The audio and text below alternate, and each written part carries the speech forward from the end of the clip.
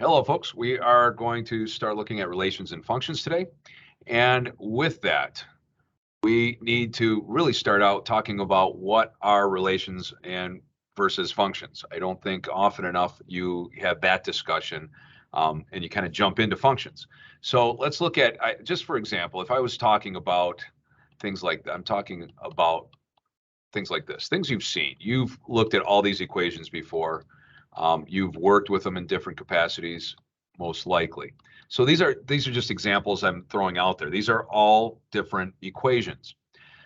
They are also all relations. By that I mean for a relation, for something to be a relation, mathematically what we do is we think of it as one variable being related to another in an equation. So in this case, we most often see x being related to y, but it could be r being related to s, t being related to z, anything.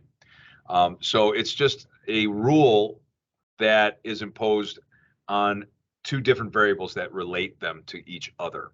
All right, so that is like the big group, all these different ways of saying one variable is equal to something about another variable. Those are our relations. If we draw a Venn diagram, we're talking about that big group that's called relations. Inside that group, and this is what we're going to be focusing on more this section, or in this video, is about that special group inside there that we call functions. All right. Functions are special in that they have a different type of relationship between those two variables. And the way we most commonly describe this is we say for each x, there is exactly one y. Whoops, exactly one y. All right, this is kind of the quote you get most often from teachers when they're starting to discuss what a function is. Now, what does that mean? Well, let's dig into those words a little bit more. For each x, when we're talking about x, another word we use mathematically to describe all those input values. Those are the input. So when we talk about x's, what we're saying is I'm talking about the input values. All right. Now, another way of saying that is mathematically, we call that the domain elements. These are the things that we plug in. And the ones I wrote up above, the x's were the plug-in. You plug in an x, you get a y. Now, you could go in reverse, but if you had to put in a y, you would have to do some work to get an x. And so we definitely look at the one that's isolated. The y in this case is the outcome. That's instead of the input, it's the output. So y is your output. It's what comes out when you, oops, didn't do that. When you put in an x. And again, I'm just using x and y as figurative. It could be any two variables. And those are also mathematically called the range values. All right, so these are all things I want you to be able to kind of connect to functions. Functions are special in that they have that relationship that for each x, there's exactly one y. Now that takes on a lot of different forms. If we think of it in terms of given a relation that is given to us in a graph. All right, this is the way most of you remember it, it seems like, just from experience when I talk about it in class. If I graph a relation, say I have something that is like this, and it is a connected graph, infinitely many points, and I have something like this, and we look at it and say, is this a function? That's where graphically we talk about that vertical line test.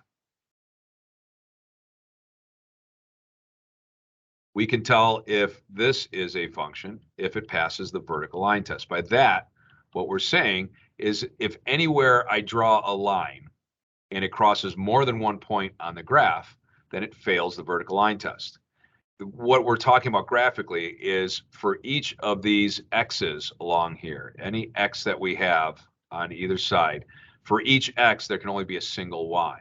And that's why a vertical line test, if I draw a vertical line through this x value, it only crosses one place on this graph. If I go to this x value, it would only cross one place as well.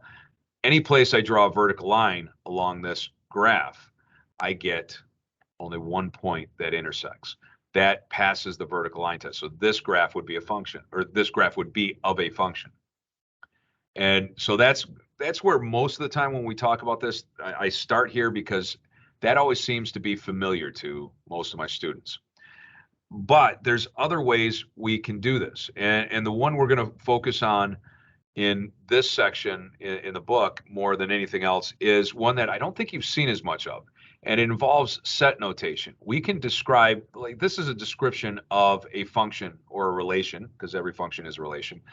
But there's other ways of describing them or stating those functions. We have our equations, of course, right? I should probably start there. You could have done this as an equation, right? So we could do equations like I wrote on the previous page, where we're talking about where we have y equals 2x plus 1. That's a relation, right? It's a way of stating a relation or stating a function. This happens to be a function. We're going to figure out how we would know that as we move forward. So you could give it in equations. Besides graphing equations, the one that we're going to work on that you're not as familiar with is set notation. We can state a graph, or I should say a relation as set notation. Now, the advantage to set notation over, say, the equations give us a way of describing infinite sets. Where set notation, we're kind of limited. We can only state any kind of relation if it has a limited or finite number of elements. So to give you an example of a relation, first off, you have to be able to draw a set notation. This is not a beautiful one. I don't really expect you to be beautiful with it, but set notation, this is open set, kind of like open parenthesis, but for sets, and this is closed set. So it's something you got to work on, drawing them and getting proficient with it. Please do not use parentheses when you really mean sets. And for example, I could describe a relation this way. I can do it as a set of ordered pairs. So it relates to the graph, and there might even be an equation we could use to describe it. But I'm going to just use the set notation because it's finite and it's a small set that is a relation. So we know this is another way of stating a relation. Hopefully you know now. Open set, then I have 3 ordered pairs, and then closed set. We could graph this and look at it and test if it's a function by looking at its graph, right? We could graph 0, 1, 2, 3, and 5, 6. But what I want to do instead is look at how can we look at this and see if, a few different things. We want to be able to determine what is the domain. All right, the domain is another set. It is finite as well because the relation itself is finite. The domain is finite. And the domain is all the input values. Well, our input values here are x's. So the domain is the set containing the elements that are 0, 2, and 5. And that's important to see, is that what we're talking about are just the x's. Those are our domain elements. All right. Next, we usually look at our range elements. Range elements are the y's, the output. So we have the 1 for that ordered pair, the 3, and the 6. So again, I do my set notation. I have 1, 3, and 6 as my set of elements that compose the range. Now, we can do a few different things to look at this relation and say, is this a function? So that's our question. Is this a function? Well, for each x1, y, what would happen, what we have to look at is for each x, is there only one output value that is paired with it? So in this case, if I look at the first one, this 0 value, for 0, there's only one y value, 1. There's no place else that 0 input gives me an output of any other number than 1. So that one works. 2 also only has one output. Right? 3. 5 only has the output of 6. Now, what you might see to break that is maybe there could be another point in here. It's not listed, so we can say in this case it isn't. But if there was a different relation that had 2, 3, and then 2, 4 in it, that would be something that would be a problem, because for that x of 2, we got 2 different values out. In this case, each of these x's, these elements in the domain, give us only one y. And there's another way of trying to figure out how many places this go, and it's called mapping. And you can map these things. We could map our domain of 0, 2, and 5 to our range of 1, 3, and 6. And basically it maps by just looking at which one leads to the other. All right, so in this case, for each x, there is only one y. From this x, there's only one arrow going across in the map.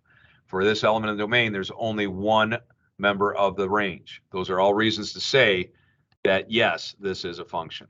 All right, and that you're going to have some of these to work on. So where are we going to take this? Well, let's look at a problem. If x is a negative integer greater than -4, state the relation representing the given equation. Also state the domain and range of the relation. All right, so let's look at that. We've got to kind of unpack this, and this is something you got to get used to doing in mathematics, is reading what it says. If x is a negative integer greater than -4, so what values are those? A negative integer. Integers are those counting numbers, right? You got to remember that when we talk about integers, we're talking about the counting numbers and their, I should say, and their opposites. So you say 0, 1, 2, 3, 4, 5, but also -1, -2, -3, -4, -5. Those are our integers. So a negative integer, so greater than -4. So greater than -4 means we don't include -4. But what we're looking at here, and this is how I kind of break this down, is I'm starting to think of what is my domain here, because that's what it tells me. If x, so I'm thinking domain, is a negative integer greater than -4, what could be my domain? Well, my domain here then would be not including -4 because it's greater than, not greater than or equal to. So it would start at -3, -2, -1, and I'd have to stop there because it says a negative integer. 0 would start to become, 0 is neither positive nor negative, and then we go into positive. So we have these three elements for our domain. It says state the relation representing the given equation. All right, the equation, you have to be given one. I'm going to give you one right now. It's y equals x squared minus 5. So we're going to use this as our equation. They've told us the domain, they've given us our equation.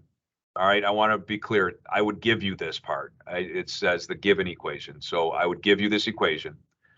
And it says, so state the relation, also state the domain and range. Well, we've already done one of these. We've done the domain. Let's try to figure out our range values. And the way I'm going to do this is I'm going to make a table of values. My x's and my y's. So I know my x's now. My domain values are -3, -2, and -1. My range values, or my y's, are going to be, well, -3, if I plug it in, this would be y equals 3 squared minus 5, right? So that would be equal to 9 minus 5, or 4. So I get 4 here. Then I would have y equals -2 squared, this way, sorry, minus 5. And that is -1. And then finally for -1, y equals -1 squared minus 5. And so that's going to be -4. So these are now my range values. My range values are going to be 4, -1, and -4. And if you're a math teacher watching this instead of a student, you're going to scream because I didn't put those in increasing order. I'm not going to be real picky about that yet, guys. If you just give me the listed elements, I'm fine. Generally speaking, what you're going to see in most texts and in most higher mathematics is if they're listing set members, they would have started at -4 and then gone to -1 and 4 because they'll list them in ascending order. I'm not going to hold you to that right now. We'll get to that later. So these would work for the domain and range as stated. So now, I didn't put these in here, sorry. So now we've done the domain, we've done the range, we have to state the relation. So how do I state the relation? Since it is finite, we have a finite set of ordered pairs. I'm going to write those ordered pairs out.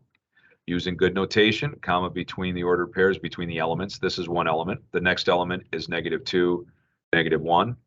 And then finally, -1, -4. And we close set. That is our relation stated as a set of ordered pairs. All right, so that's what they're looking for in that one. Now, next, we've got to look at, well, let's go forward here. There we go. state the domain, and they're going to give you something. All right, so we're going back now about domain. One thing they bring up in this section is there are some problems we have, or some, and I'm going to use functional notation here. I'm going to say f of x equals 1 over x, let's say, minus 3.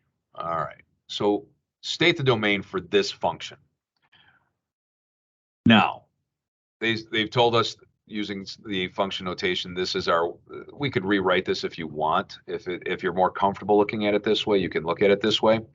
But when it says state the domain, what we're saying is what values can we use for x? And for most functions, like if I gave you y equals any linear function like x plus 1, I can plug any x in and I'll get a y. But some problems, specifically in this case, the one we're looking at, a rational expression or a rational equation, where we've got this rational expression in it, gives us a problem because there's something here that we got to worry about. We've got a denominator, and we know denominators in any kind of rational expression cannot equal 0 because we can't divide by 0. And this is a division problem, right? So we can't divide by 0 because it would end the world as we know it. So we can't do that, right? It's impossible to divide by 0. So what we have to do is think of every other x I could put in here except the one that would make this denominator 0. So I'd have to solve for that. Where is x minus 3 equal to 0? That's when x equals 3, right? So this value is a problem. So if I wanted to list my domain, and I usually just put a big D, capital D, and then the semicolon or colon so I can list it. I'm going to list it as all real numbers. A double barred R represents all real numbers. That's everything on your number line, including those irrational numbers, everything like that. All real numbers we can plug in there for x, except, so we have to kind of exclude something. We're going to take it out of that real numbers, except x cannot equal 3. And this is the way I would state the domain for that function. All right. And what we call this is an excluded value. All right. It's important you know that term because they may just say, tell me what values are excluded from the domain. And all you would have to write is x equal to 3. Right. It's just a different way of asking the same question, is what is the value that it's excluded? All right, there's another type of problem. Rational equations, we got to look at them. If there's our input in the denominator, we have to find if there was any place that would create a 0 in the denominator and work from there. And you can tell I'm doing this during school hours because we get the bell right now. All right, we're going to continue. The next thing, function notation. Actually, before we go to function notation, I want to do one more of these. So let's do this. Let's go look at another type of function where you might have excluded values that you might not think of. And that's this. If I gave you a radical equation, what do we know? If it's an even radical, square root, 4th root, 6th root, we can't have negatives under the radical. So we've got to figure out what's excluded here. We need this value, what's under the radical, whatever expression is in there. We need that to be greater than or equal to 0. It can be equal to 0 because I can take the square root of 0 as 0. But I have to find what values I want in my domain. We're doing the same problem here. I'm just asking, what is the domain? All right. So I have to solve this. X squared equals, sorry. X squared greater than or equal to, add 5 to both sides, right? So x squared is greater than or equal to 5. Take the square root of both sides. This is where we just got done with the unit talking about taking square root of an even root, even power. That would leave this as absolute value of x greater than or equal to root 5. Well, what does absolute value of x greater than or equal to root 5 mean? Well, if I just had absolute value of x equals root 5 or equals 5, that would mean x equals plus or minus 5, right? So here it means x is greater than or equal to 5, or x is less than or equal to negative 5, because we're talking about, we want the absolute value of it to be greater. So if you think of that on a number line, greater than root 5, sorry, change the problem a little bit there. And I did it back. It would be the negative root 5, sorry. That bell threw me off a little bit. So this is what we're looking at. So what does that mean on the number line? Because absolute value of x has to be greater than or equal to 5. What we're talking about absolute value is distance from 0. So if 0 is here and root 5 is there, we're talking about everything from here up.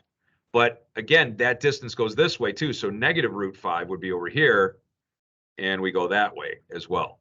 That's the complete domain for that radical function. So again, radicals, we got to worry about where it's less than 0, and find out where it's greater than or equal to 0, I guess, is more important for the domain. And with rationals, we've got to make sure we don't have a 0 in the denominator. All right. Now, last thing, functional notation. I think you guys are somewhat familiar with this, but I want to bring up, we can write functions in this way, right? Where we say f of x equals 3x plus 1. It's kind of like saying this is our y. These are our output values, our function values at x. That's kind of what that means, the function value at x. So if I want, for example, f of 2, that means I plug 2 in as x, right? That's just our new x. So I would do 3 times 2 plus 1. Again, I think you have some familiarity with this, but I don't want to assume. So we get 6 plus 1, that's 7. That's our basics. What you're going to see is something different maybe than what you've seen before in this unit. They may give you f of, for the same equation, tell you that you have f of a. Well, f of a, we're going to do the same thing. I'm going to do 3 times, and I plug in wherever x was, I plug in a plus 1. So 3a plus 1 would be my new expression for f of a. All right. Now, this can get ugly. Doing the same thing with function notation, you could have, let's just use that same, let's use something a little different. Let's use something a little more complex so we can save you time. I'll just jump to the harder stuff. If I did f of x equals, let's say 2x squared plus x, and I want you to find f of a plus 1. Well, now we have to do that same thing. 2 times a plus 1 squared plus a plus 1. And that's just my substitution. Now we got to simplify. Be careful here. A plus 1 squared is a plus 1 times a plus 1. So we're going to have to do FOIL here, or distributive property, however you want to think of it. But there's a shortcut to that. If you have a binomial squared, you can just take this first term squared, multiply these two and double it. So 1 times a is a, twice that is twice a, and then square this one. And that'll work every time. And then plus a plus 1. Or you can multiply this out and do a squared plus a plus 1, and then go to that. But you're going to get there anyways. So then we distribute the 2. We got to fully simplify this again. That's why we've been working so much on simplifying up till now. And then we have this, right? I distributed the 2 through everything. Now I combine like terms. 2a squared, I got a 4a and an a, make 5a, and then a 2 and a 1 make 3, and this is f of a plus 1. So, a little more complex, but we're going to make that jump in this chapter here. So that's our relations and functions. We're going to start working on that in class. You'll get some more practice. Ask questions if you need any. Have a great day.